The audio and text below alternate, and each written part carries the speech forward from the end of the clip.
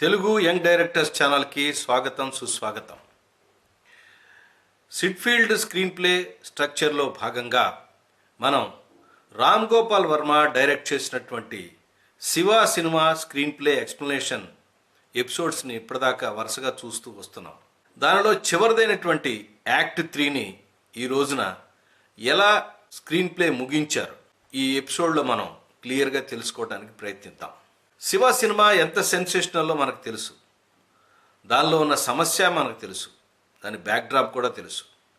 ఇప్పటిదాకా మనం చూసిన ఎపిసోడ్స్లో దాదాపుగా ఫస్ట్ యాక్ట్లో ఒక 2 సీక్వెన్స్లు, సెకండ్ యాక్ట్లో అంటే ఫస్ట్ హాఫ్ ఆఫ్ యాక్ట్ 2లో 2 సీక్వెన్స్లు, సెకండ్ హాఫ్ ఆఫ్ యాక్ట్ 2లో 2 సీక్వెన్స్లు, అంటే ఇప్పటిదాకా అంటే యాక్ట్ 2 కంప్లీట్ అయ్యేదాకా 6 సీక్వెన్స్లు ఎలా కంప్లీట్ అయ్యాయో మనం తెలుసుకున్నాం. ఇప్పుడు యాక్ట్ 3లో కూడా మరొక 2 సీక్వెన్స్లు ఉంటాయి. దాంతో కథ ముగింపుకు వస్తుంది. అంటే సుమారుగా సినిమాలో 8 సీక్వెన్స్లు ఉంటాయి. ఈ 8 సీక్వెన్స్లో యాక్ట్ 3లో ఉన్న రెండింటిని ఎలా ముగించారో మనం ఈ ఎపిసోడ్లో వివరంగా తెలుసుకుందాం. ఎపిసోడ్లోకి వెళ్లే ముందు మీ అందరికీ ఒక చిన్న విజ్ఞప్తి. మన ఛానల్ హాఫ్ మానిటైజ్ అయ్యింది, జాయిన్ బటన్ కూడా వచ్చింది. ఎవరైనా ఇంట్రెస్టెడ్ పీపుల్ కనుకుంటే ఆ బేసిక్ కాంట్రిబ్యూషన్ ఇచ్చి జాయిన్ అవ్వాల్సిందిగా నేను విజ్ఞప్తి చేస్తున్నాను.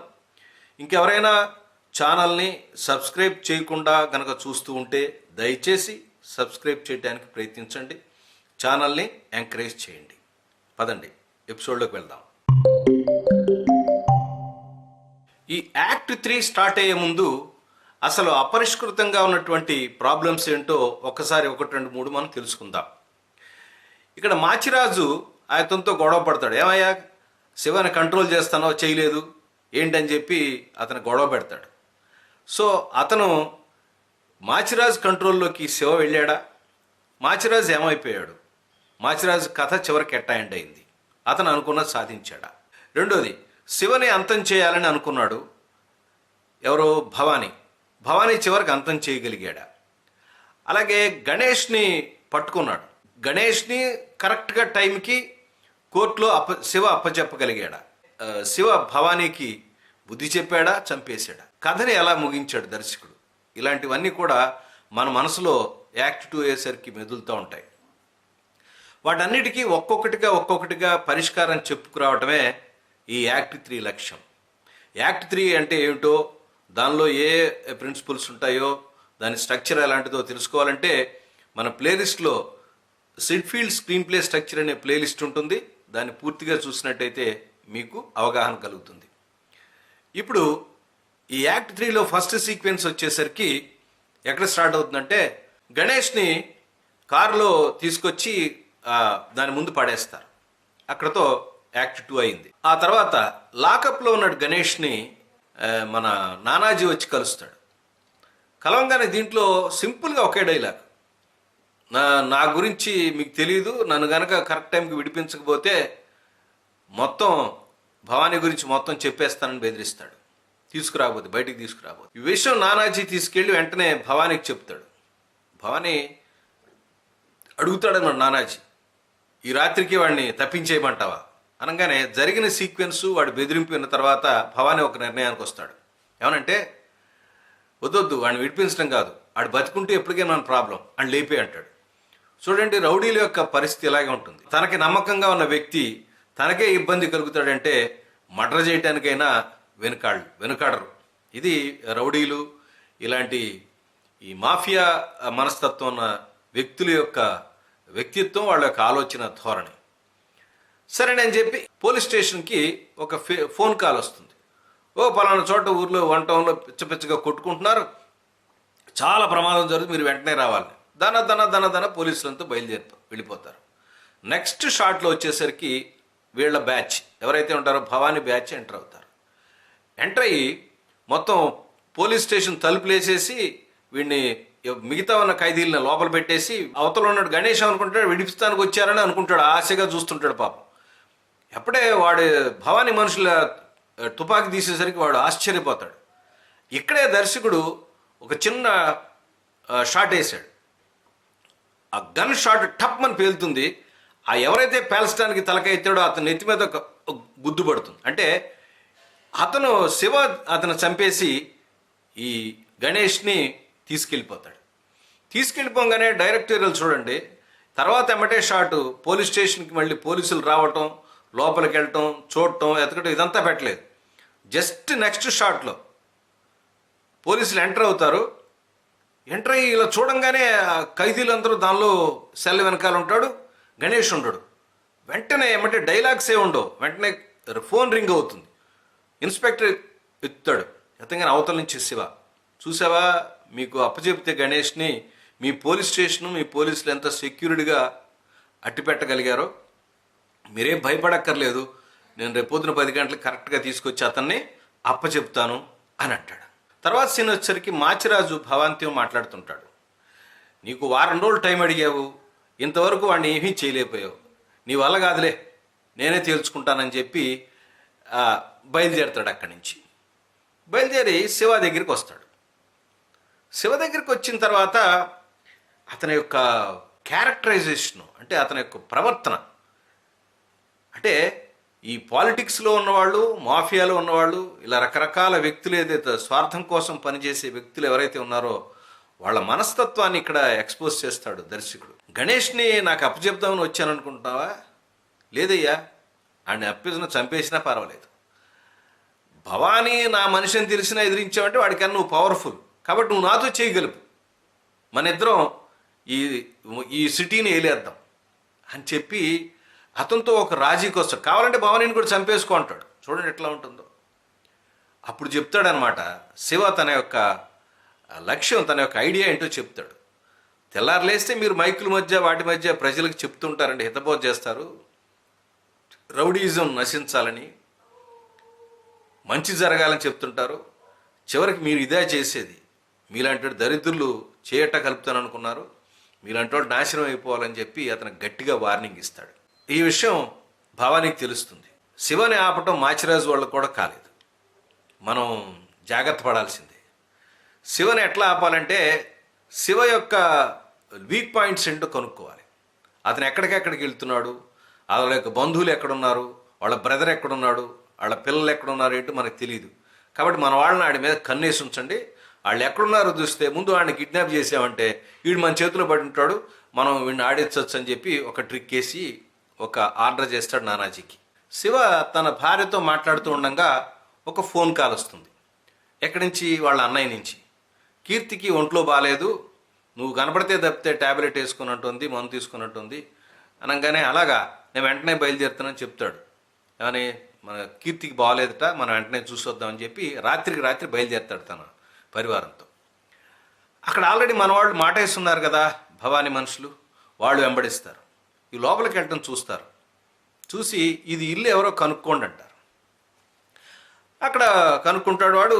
ఆ లోపలికి వెళ్ళిన తర్వాత అన్న చెప్తాడు, ఏమని, కీర్తికి ఒంట్లో బాగాలేదు, ఎట్టి పరిస్థితుల్లో నువ్వు కావాలని ఏడుస్తుంటే పిలిచామరా తప్పక అని చెప్పంటారు.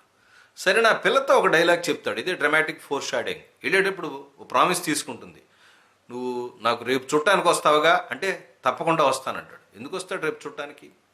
ఆ అమ్మాయిని చూడటానికి వస్తాడు.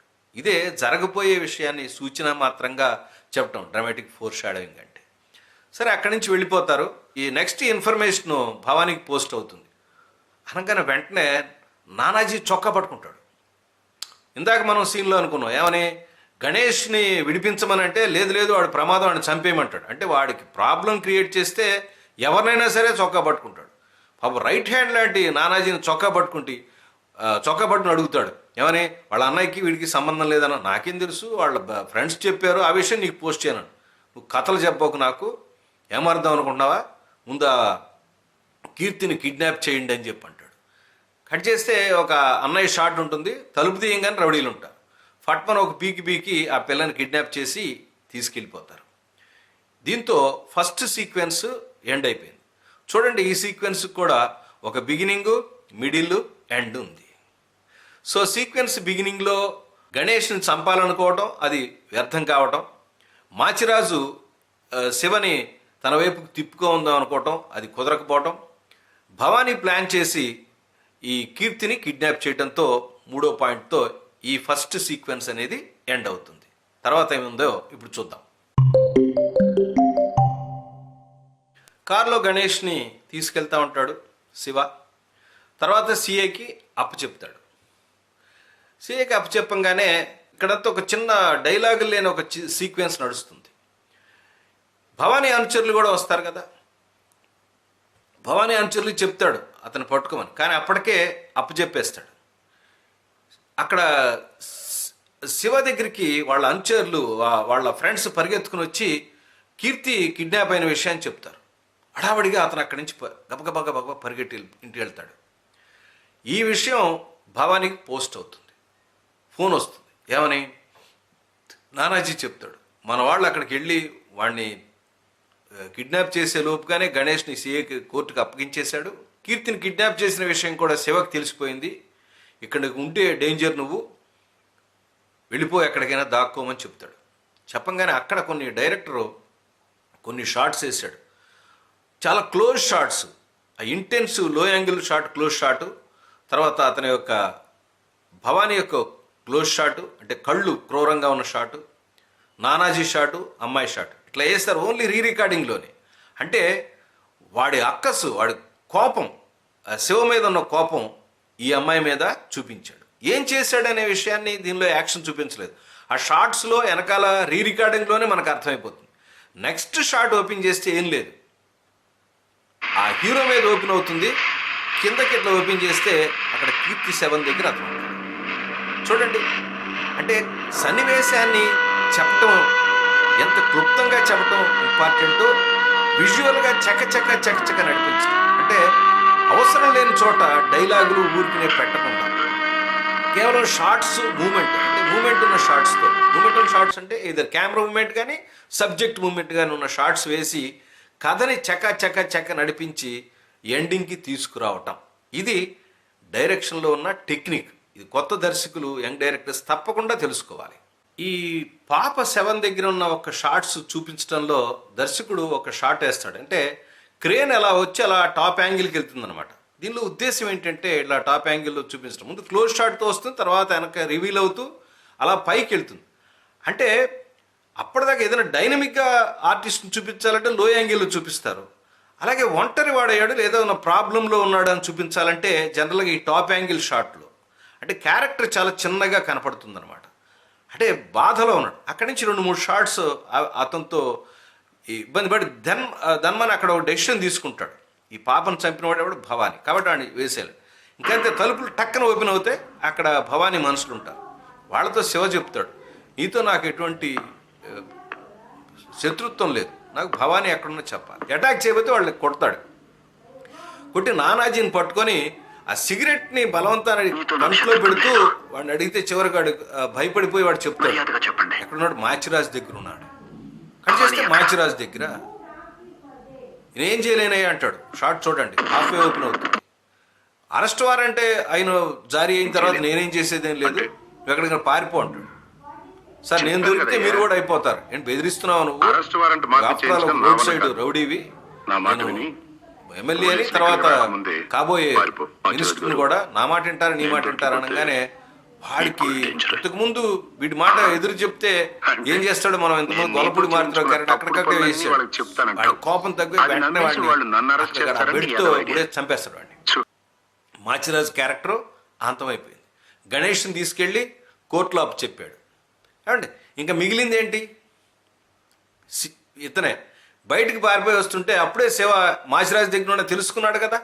రాగానే అక్కడి నుంచి చేజ్, తర్వాత ఫైట్, చివరికి లాస్ట్ ఆ ఫైట్ అనేది చాలా అద్భుతంగా పైన తీశారు, ఒక టెర్రస్ మీద తీశారు. అద్భుతమైన ఫైట్. అప్పట్లో ఒక ఇంగ్లీష్ ఫిలిం చూసి దాన్ని ఇన్స్పైర్ అయ్యారేమో కానీ తీయటం చాలా అద్భుతంగా చేశారు. రికార్డింగ్ కూడా చాలా బాగుంటుంది. చివరికి భవానీని శివ చంపేస్తాడు. దాంతో సినిమా క్లోజ్. చూడండి, ఇప్పుడు మొదటి యాక్ట్లో వేసినటువంటి బీజాలు ఏవైతే ఉన్నాయో, సినిమా మొత్తంలో అపరిష్కృతంగా ఉన్నటువంటి ఏ పాయింట్స్ అయితే ఉన్నాయో వాటన్నిటినీ కూడా యాక్ట్ 3లో కంప్లీట్ చేశారు.